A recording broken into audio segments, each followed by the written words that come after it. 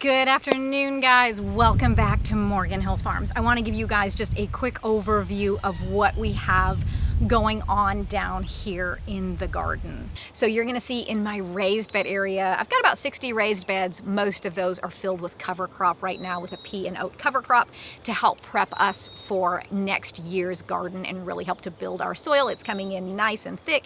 And in fact, in 6 of those beds where I sowed my cover crop, I actually have a second crop of white potato that just kind of came up on its own. Apparently we missed some potatoes there when we harvested those in the springtime or early summer. And so we will have a second crop of white potatoes, but it is okay. This cover crop is fairly aggressive, and so I'll still be able to disturb that soil, get those potatoes out, and that cover crop will be just fine. We also have in our in-ground garden quite a bit of cover crop. We have a huge row of peppers in there. I've got all my brassicas as well, my cabbages, my storage cabbages that will take me into next spring before the next crop comes in. We've got kale, and then we also have some green tomatoes on the tomato varieties that I selected for my second crop this year. So that is what we have going on down here in the garden right now. Yesterday I did have all the kids down here with me, helping me to weed and do a few other chores down here. Most of them trickled back up to the house, but my oldest daughter ended up staying down here with me, and we were just chit-chatting. And as we were talking, she asked me, she said, "Mom, do you and Dad ever plan on selling this house?" And so I asked her why she was even thinking about that. And she said to me that when she has children and when her siblings have children and have families of their own, that she thought that it would be so nice if everybody had a place where they could come back to, they could all stay in their own bedrooms. The house would be big enough for all of us, and we could have holidays and birthdays and celebrations. And she said she just really loved our home, and she didn't want her dad and I to sell it. So I went ahead and told her, no, we don't have any plans to sell this property, and we kind of went on with our day. Well, later yesterday afternoon, I came across an article in our local newspaper showing that our county council was planning on raising our taxes by 15%. So they've already voted on that, they've done that, and I'm gonna see that in my December tax assessment. So since 2021, when we moved into this property, my taxes have doubled. And now they want to increase it again by another 15%. And when I saw that article, it brought my conversation with my daughter right back to the front of my mind. And I had never thought about this before. Nate and I have always planned for retirement. We've always planned, and we've always been very frugal. But I started to question, is it actually realistic that I would be able to afford to live in this home in the next few decades with the taxes the way that they are? And I don't say that because we are over leveraged, because we're not. In fact, we are incredibly frugal, so frugal in fact that my kids make fun of me on a daily basis because of it. We do have a mortgage on this home. It is our only debt. It is a small mortgage, and we're working diligently to pay that off. But the reason that I bring this up to you is because at some point, with the amount of absurd increases that we have seen in the taxes over the past 4 or 5 years, in the next few decades, will it be so expensive that you and I will no longer be able to stay in our family homes? And it really is quite concerning to me, considering that I always just thought, you know, here we are working in our garden, growing our food, trying not to spend money at the store, telling my kids no when they want something that everybody else has. You know, if we are at the grocery store, like, I am not buying expensive bags of chips. I'm gonna buy that generic product at a cheaper price. And we're scrimping and saving and putting things away for retirement. All for what? Our county council has the ability to raise our taxes to a certain threshold every year if they choose to do that. Right now they're saying that they're doing it because they need raises.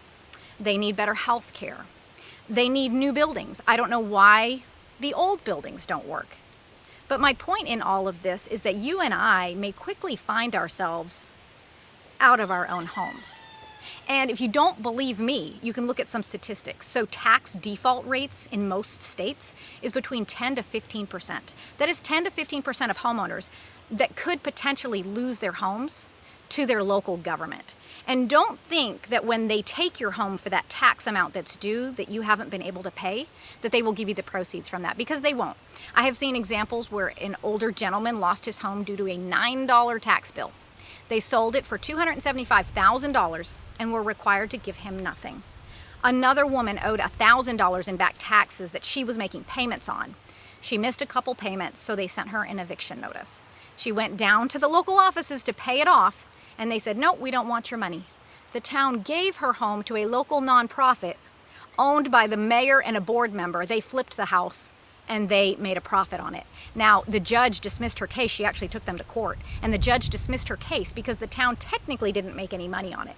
But you tell me that there's not some level of corruption there. Also, Texas is seeing a huge problem with this.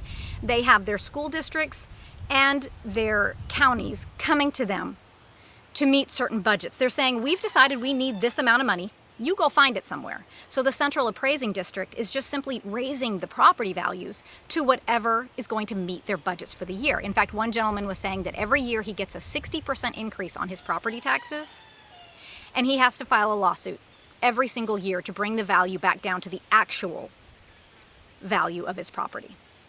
So essentially, what I'm trying to tell you guys is that we are just renting our properties. The government has become our landlord.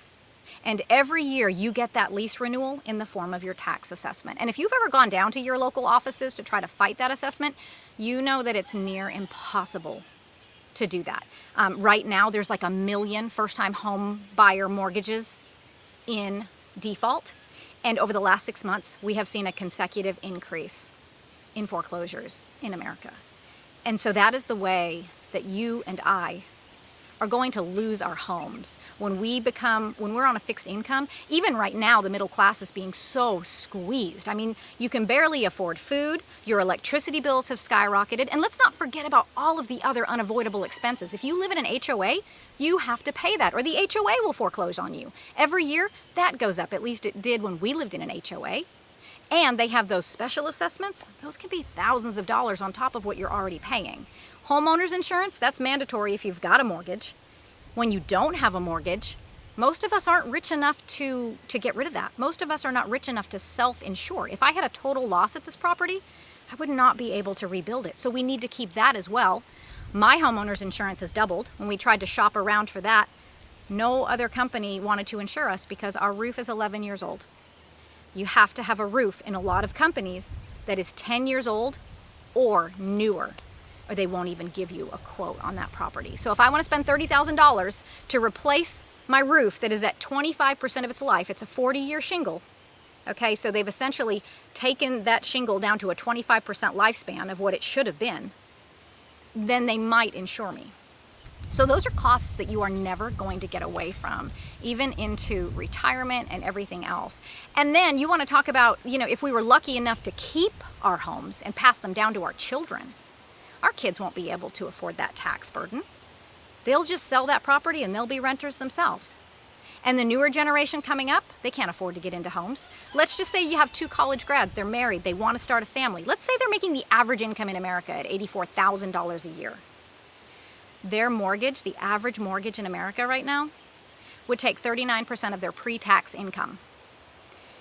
Once you take out the federal taxes, the state taxes, the HSA, maybe they've got short-term disability coming out of their check, I would imagine that mortgage payment is going to be 50% of their take-home pay, and that is just not sustainable.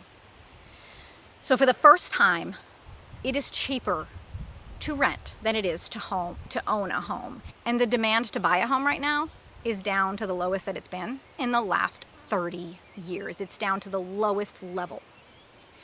But tell me this. Tell me why rents have actually decreased 2.5%, but landlords have been reporting a spike in rental applications. Usually it is that when demand goes up, price goes up. But right now we have a high demand for rentals and a lower cost of renting. Why is that? Is it because you and I see everywhere these apartment complexes going up, these high-rise rentals, townhomes? Now there's rent-only communities that these builders are putting up single-family homes, and investors are buying as rent-only communities. It used to be that when you would go and you would buy a new home from a home builder, you had to prove that that home was going to be your primary residence. They did not want you to buy that and rent it out because that would lower the value of that community, and the builder didn't want that. But now everything has changed. And when you look at the major holders of real estate in the United States, They are dropping single family houses like it is nothing. They're dropping them like fire, like they're on fire. And they are quickly switching to that multi-family rental unit, to that model. And we've all heard that term, a nation of renters. It's been thrown around there. But with these crazy increases in taxes, these crazy increases in property insurance, crazy increases in HOAs, how are we supposed to foot the bill for that? Especially when we have pretty much no say when it comes to the property taxes and no say when it comes to the homeowner's insurance premiums. How are we supposed to stay in our family homes? We won't. You and I will quickly find ourselves in government subsidized housing because we cannot afford those premiums now or when we're on a fixed income. It'll be even worse then if these rates continue to increase at this huge pace like they are right now. But you might say to yourself, hey, let's go live in the middle of nowhere in a mobile home. Eventually that mobile home is going to degrade to the point that you won't be able to live in it. It won't be livable any longer. Or maybe you could do a shed to home conversion, just a small sort of tiny home. That might be feasible. But we have counties here in South Carolina that tell us that if it's under 800 square feet, you cannot live in it. You can't call it your primary residence. Why is that? My first apartment was 500 square feet. I can live in that multifamily apartment unit, but I can't live in that stick-built small structure. It's because they're not getting the revenue from you and I that they need. And it's not just homes. I get taxed every year on my vehicles. Every year I have to pay a certain amount. Our vehicles are over 15 years old, so we pay a very low amount. It's $15 a year. But when we were looking at getting a newer used minivan, the premium for that every year that I have to pay in South Carolina, my personal property tax on that vehicle, would be $1,200 a year. That's $100 a month that I would pay just to run my kids back to soccer practice or run them so that I could go into town or whatever it is, just to use the county and the city roads. That is crazy. We have a small little John boat back behind me on the tree line. No motor. We hardly ever use it. It's just there in case Nate ever wants to take the kids fishing. Got to pay personal property tax on that every year. Same with a camper, same with an RV, same with a trailer. You have to pay every year these taxes to your local government, plus whatever income taxes you get, plus if there's capital gains on maybe a property that you've had and improved, and then you go ahead and you sell that, depending on how long you've had it or how much money you're making.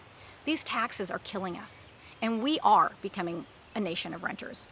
So I want to tell you guys today, watch what you're spending your money on. I was always so frugal and always thought, I don't have a problem. I don't need to cut anything because everything has been cut. I have cut our streaming services. I have cut our outgo of money from this household. But at some point you won't be able to cut anymore because you need to pay the electric bill, you need to pay the taxes, you need to pay the insurance. So make sure that now you are setting yourself up for the best possible scenario in the future, because I guarantee prices will continue to go up. And with the overinflated market right now, Tennessee has like a 40% overvaluation. They are taxing you on that overvaluation. Our homes are worth astronomical amounts, and that sounds great on the surface, but it's not when you consider that you're just being taxed on that. So don't go take out that home equity line that everybody's, trying to get you to take out at a 6.2% interest rate or a 7% interest rate. Don't be buying a new car. Stick with your old cars, guys. Don't give in to the pressures of your teenagers who want to have every name brand thing like their friends have. I promise you guys, you'll want to be setting yourself up for the future. If you can expand your garden, grow more, do more, I highly encourage you guys to do that. Anyways, guys, thank you so much for hanging out with me today. I will see you in the next video.